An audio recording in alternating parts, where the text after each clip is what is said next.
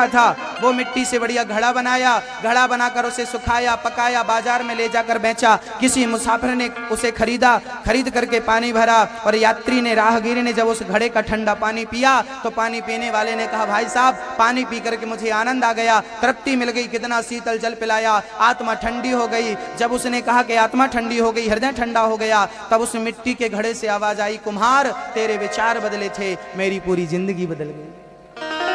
क्यों? उस मिट्टी के घड़े ने कहा, उस घड़े की मिट्टी ने कहा, उस मिट्टी से आवाज आई, कुम्हार यदि तूने मुझे चिलम बना दिया होता तो मैं भी जलती, जो इसे पीता वो भी जलता। तूने मुझे घड़ा बना दिया है, आज मैं भी ठंडा हूँ, और जो मेरा जल पीता है वो भी शीतलता को प्राप्त होता है। कुम्हार तेरे विचार बदले थे, मेरी पूरी जिंदगी बदल गई। अरे तेरी दृष्टि बदली थी, मेरी तो पूरी सृष्टि बदल गई।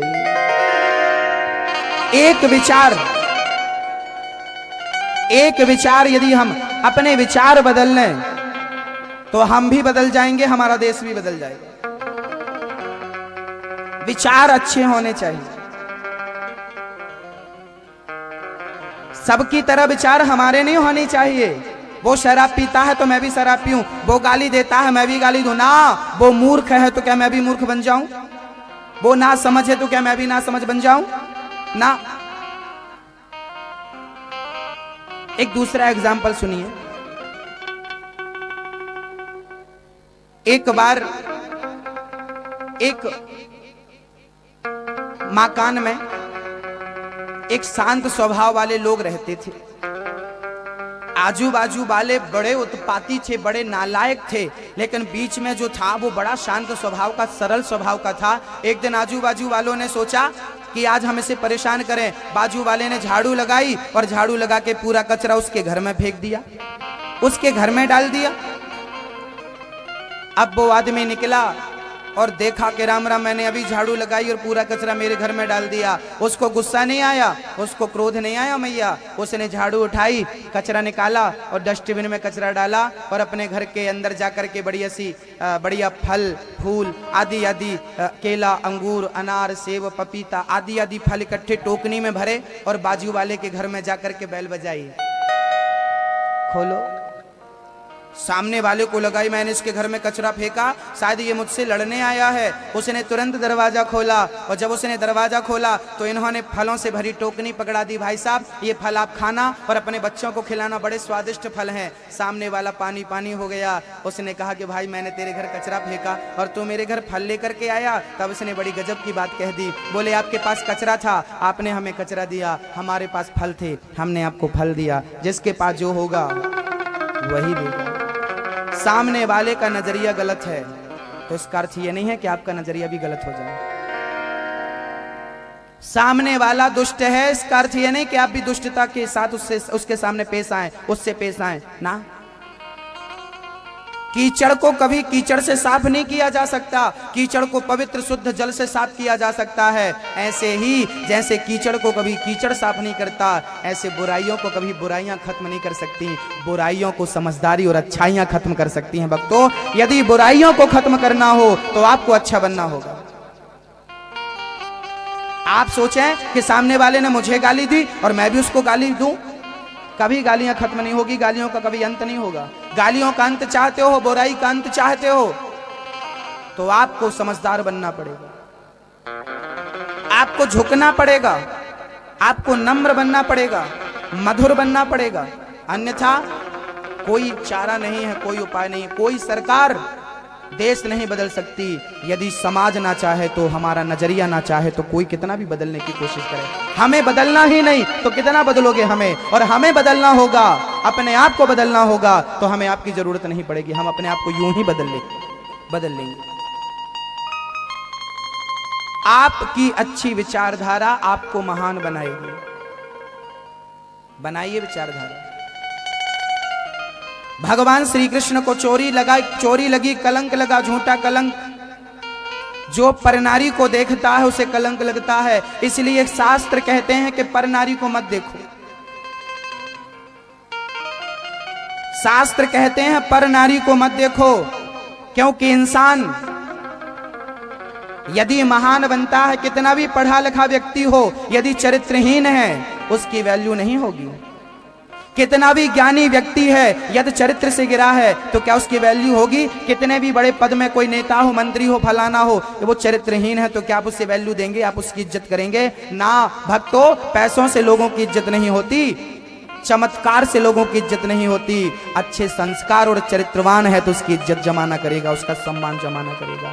चरित्रवान बनिए। हमारा देश चरित्रवानों का देश है। राम चरित्र सुनवे को रसिया, राम लखन सीता मन बसिया। ये चरित्रवानों का भारत है। आज हमारे बच्चे चरित्रहीन होते जा रहे हैं। आज के पुरुष, आज की स्त्रियां चरित्रहीनता की ओर जा रही हैं। 21वीं सदी में जहां हमें और समझदार होना था, आज हम समझदार तो हैं लेकिन चरित्र को लेकर के समझदार नहीं है। हमारे ग्रंथों में यह बात लिखी है कि आप अपने चरित्र की रक्षा करिए। राम के सामने ताड़का आई, राम के सामने सुपर्णखा आई, क्या बोली उसने? मेरे से शादी कर लो। तो क्या राम जी ने कर ली? राम जी ने उसकी तरफ देखा? क्या देखा? ना। भारत का पुरुष कैसा हो? बोले राम जी रावण को मारने आए थे क्या? राम जी क्या वहां बैठ कर के ऊपर बैठ के रावण को नहीं मार सकते थे? मेरी माँ, मेरे दादाजी, मेरे भैया जी, आप कभी ये मत सोचना कि राम जी रावण को मारने आए थे, मेघनाथ को मारने गए थे। ना, राम जी मेघनाथ को, रावण को, कुंभकर्ण को ऊपर बैठे बैठे ही मार सकते थे, लेकिन राम आए क्यों? बोले राम एक मर्यादा का पालन करने आए कि मैं बोलूंगा कि मर्यादा ऐसी है, मर्यादा ऐसी है। इसलिए राम जी ने करके दिखा दिया कि देखो जो मैं कर रहा हूं उस मार्ग में तुम्हें भी चलना है, ये मर्यादा। दूसरी नारी की तरफ राम ने आंख उठाकर नहीं देखी। ये भारत का पुरुष है, वो दूसरी नारी की तरफ आंख उठाकर नहीं देखता। वो चरित्रवान है, वो राम बनता है, वो महान बनता है। नारी सीता के सिवा, जब रावण सीता को चुराया ना तो रावण एक बार रो रहा था। मंदोदरी बोली आप रो क्यों रहे हो? बोले सीता को चुरा के लाया, लोगों की इतनी गालियां सुनी और ये सीता मेरी तरफ देखती भी नहीं है, ये देखती भी नहीं है। मंदोदरी ने बोला मत रो, एक काम करो, आप राम का मुखौटा पहन लो। आप तो मायावी हो, आप तो साधु बन के सीता चुराने गए थे, आप साधु बन सकते हो तो आप राम क्यों नहीं बन सकते? मतलब राम का मुखौटा पहन लो, राम की तरह बन जाओ। आप माया जानते हो, मायावी हो, आप जल्दी से राम बन जाओ। रावण और जोर जोर से रोने लगा, अरे मंदोदरी ऐसा मत बोल। मंदोदरी बोली क्यों? आप राम बन के जाओगे ना तो सीता एक बार तो देख ही लेगी। तब रावण ने क्या कहा, ध्यान से सुनना। रावण ने कहा मंदोदरी, जब मैं सीता के सामने राम बनकर जाता हूं ना तब मुझे पराई नारी में मां नजर आती है, क्या बताऊं।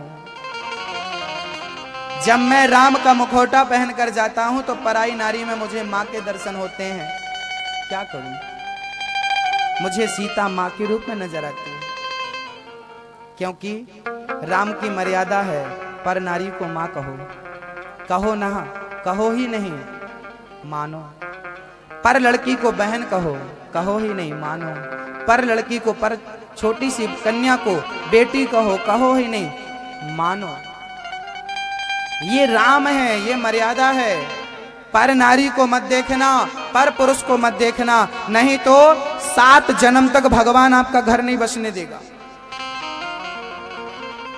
7 जन्म तक ईश्वर विधाता आपका घर नहीं बसने देगा यदि आपने पर नारी और पर पुरुष को देखा तो।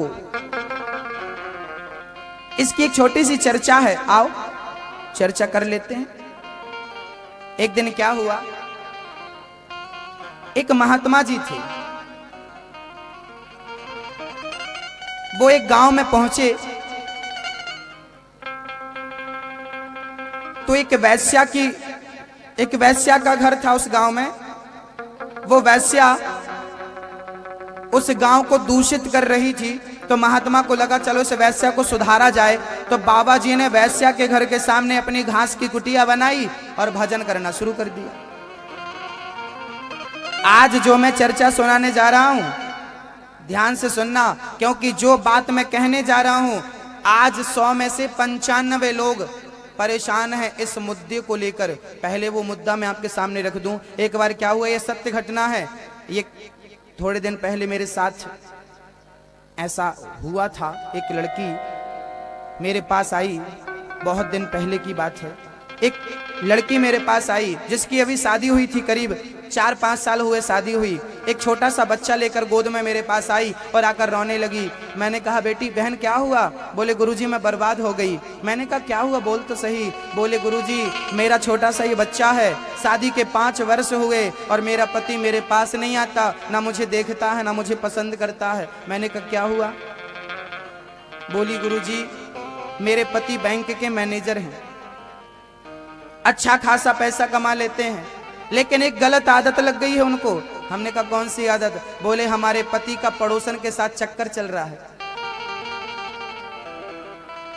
हमारे पति को पड़ोसन ने अपने झूठे प्रेम के जाल में फंसा लिया है और मेरे पति के पूरा पैसा वो खा जाती है। वो अपने पास हमारे पति को रखती है, मेरे पास आने नहीं देती। इस बच्चे को मैं सरकारी स्कूल में पढ़ाने पर मजबूर हूँ। सुबह खा लेती हूँ तो शाम का पता नहीं कि खाती भी हूँ कि नहीं। मैं बड़ी परेशान हूँ गुरुजी, मैं बताओ क्या करूँ? मैं मर जाऊँ, बच्चे को मार डालूँ? मैंने कहा देखो ये सोच मत रखो, मर जाने और मार देने से ना किसी भी समस्या का समाधान नहीं होता, इसलिए ये मरने और मारने की बात छोड़ दो। आओ मैं तुम्हें एक मार्ग दिखाता हूँ।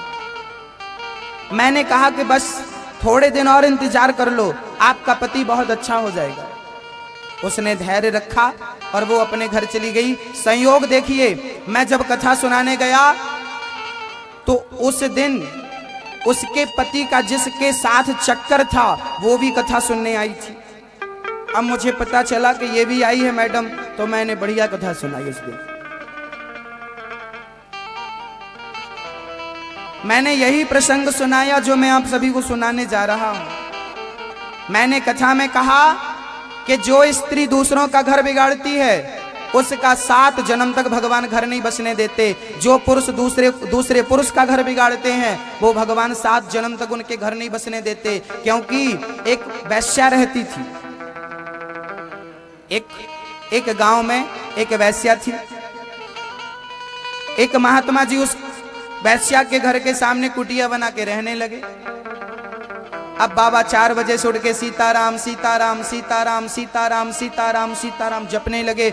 अब वैश्या बड़ी डिस्टर्ब होने लगी। एक दिन वैश्या ने अपने यारों से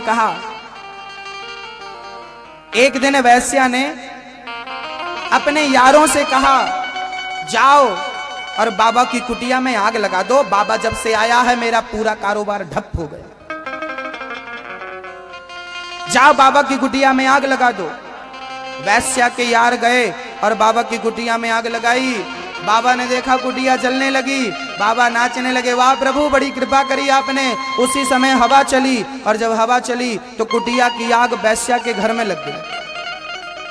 वैश्या का घर जलने लगा। वैश्या दौड़ी दौड़ी आई, महात्मा जी आपने मेरी कुटिया में आग लगा दी। महात्मा हंसते हुए बोले, देवी मैंने तेरा घर नहीं जलाया। तो किसने जलाया? महात्मा ने कहा, तेरे यार ने मेरा घर जलाया, तो मेरे यार ने भी तेरा घर जला दिया।